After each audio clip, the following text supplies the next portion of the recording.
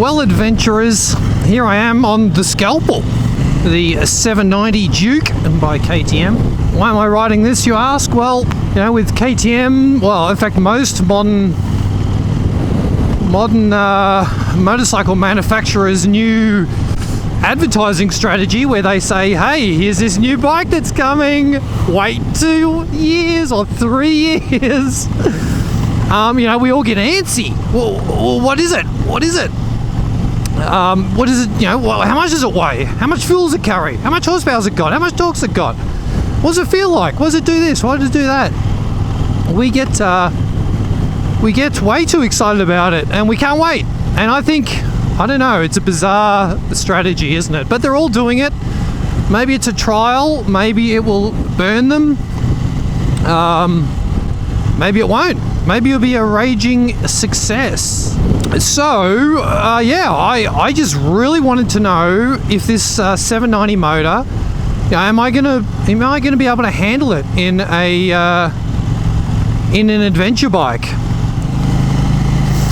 So, yeah, they're like, yeah, take it for a ride. I said, I'm not going to buy one. I just want to know about this motor, and they're like, he says, everyone that test rides it doesn't want to buy it. They all want the 790. I think this 790 is going to be incredibly popular, and I get the feeling that the dealers are also under that impression, which, you know, it's a good thing. You know, I'm hoping that I don't get wet. I told him, does it matter if I bring it back wet? He said, nah, it's all right. It's a motorbike. I should be using the quick shifter, hey? I haven't been yet through town.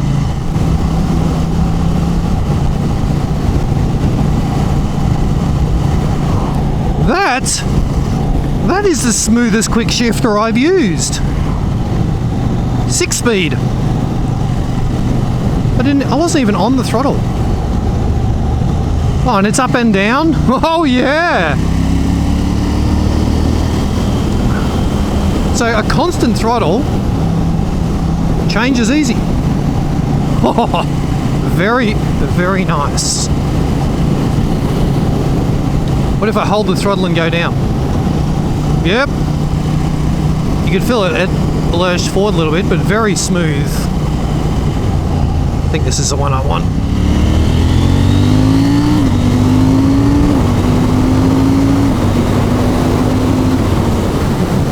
Okay.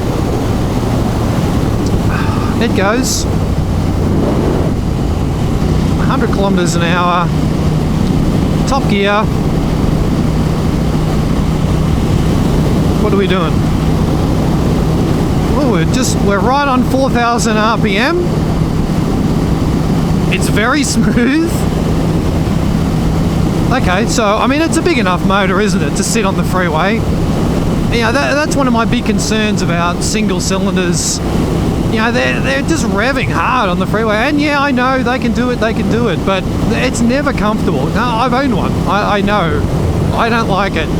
And you know, you put a second cylinder on, and it is 1,000 times nicer on the highway. So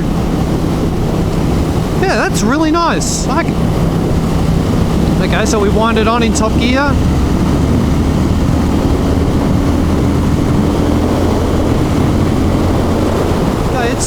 It's smooth. Why did the speedo just change colour? It went from grey to white. Why? Did I press something? That's weird. Okay, how slow can we go in top gear?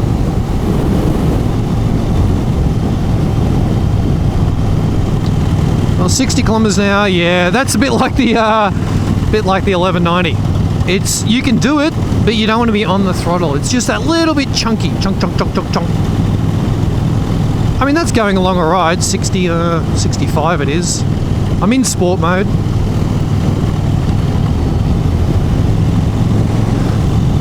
Fifth gear at 60 is no problem. Even accelerates.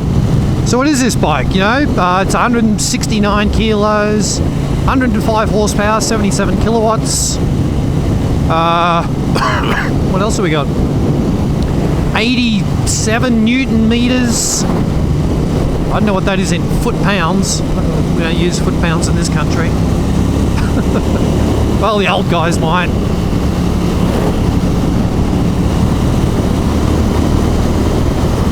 Tell you what, it's got a nice deep rumble. I don't know if you guys can hear it.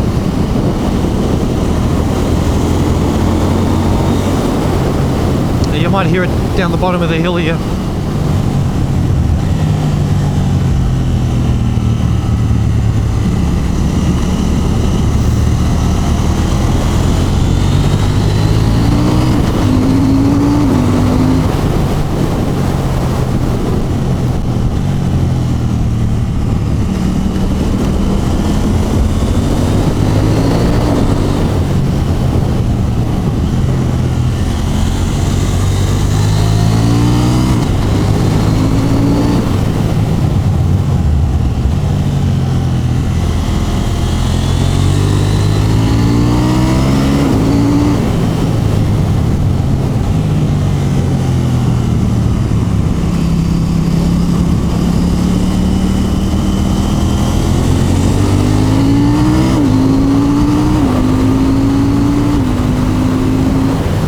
I'll tell you what, if you're a road bike rider,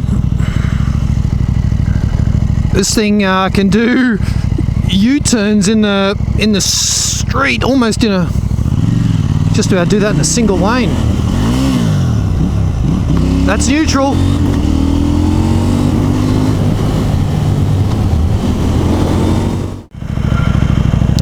You know what scares me about this bike?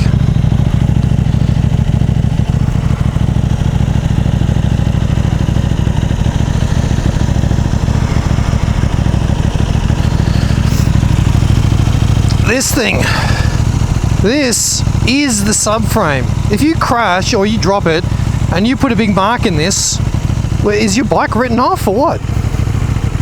It's an aluminium, sort of cast aluminium subframe, cast alloy subframe.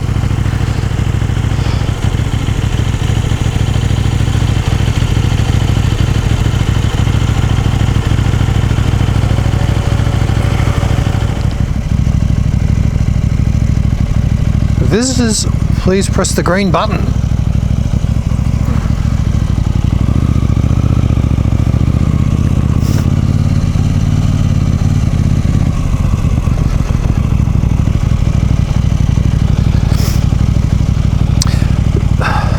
So, you know, I think that this motor and gearing ratio would be spot on for a good adventure bike. Okay, so we're doing 13 kilometers an hour, and we can still accelerate. 13 k's an hour or so at idle, and it cruises at 4,000 RPM on the freeway, you know, at 100 kilometers per hour, 60 miles an hour. That's really good.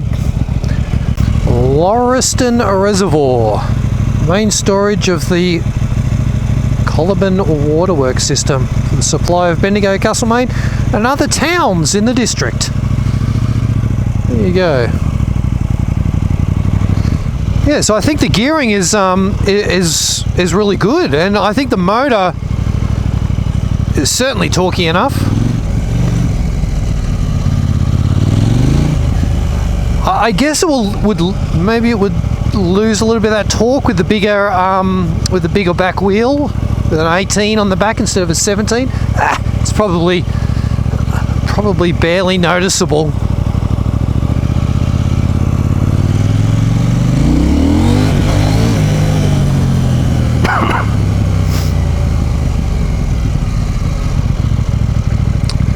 Okay, up you go. Thank you.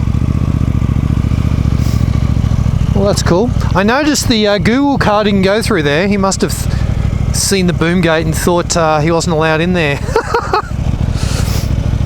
So this is, you know, KTM's, same as the 1290. Same as the 1290, all the TFT display. I mean, I think it's bloody beautiful. Ride mode, we're on street. Hang on, I want to turn the truck's control back on. Motorcycle, truck's control. I don't like how you've got to hold the button to get it back on. Why not just one press to get it back on? To get it off, yeah, sure, it's got to be deliberate, blah, blah, blah. Quick shifter plus. Well, you can just turn that on and off. That's cool. Yeah, so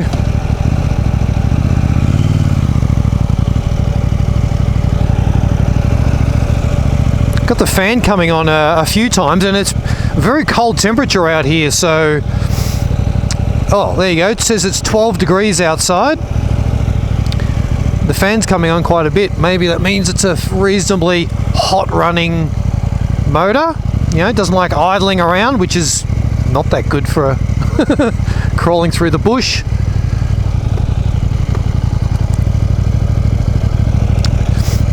I don't know why I'm testing the turning circle on this. I mean, it's not the same bike at all. It's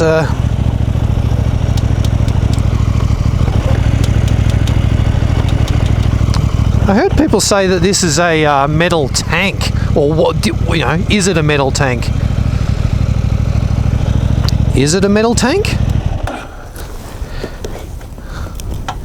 I mean, it sounds like a metal tank. It is a metal tank. Why would they use a metal tank? Everything else has got plastic tanks.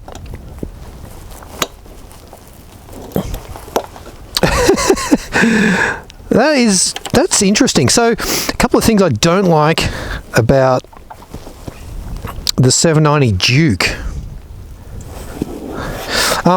It's got a metal tank and it's got a steel external subframe.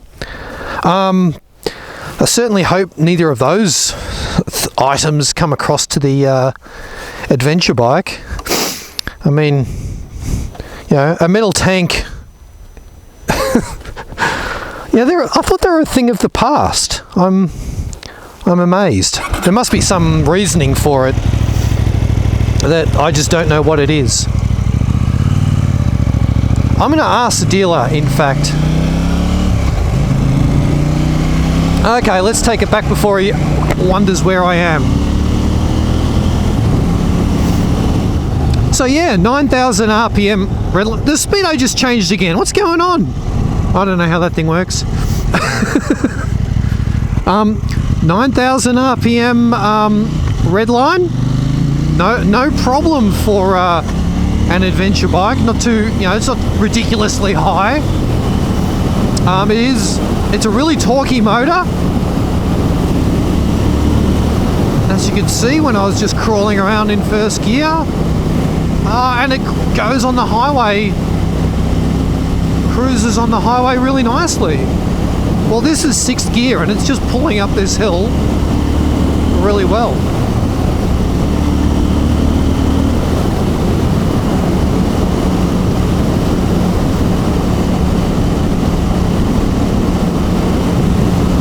And it sounds shit hot. To be honest, although it has got the acro on it.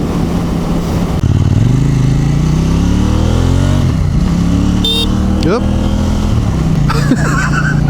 I went to turn the indicator off and it tooted. That's embarrassing. It's funny, that guy obviously rides a bike, gives me a nod from the sidewalk. Actually turns a few heads, this bike, it seems.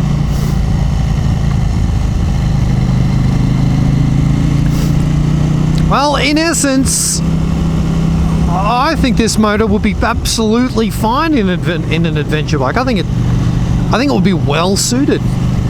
It feels really good. Okay, well, I'm back on my bike, and it feels massive.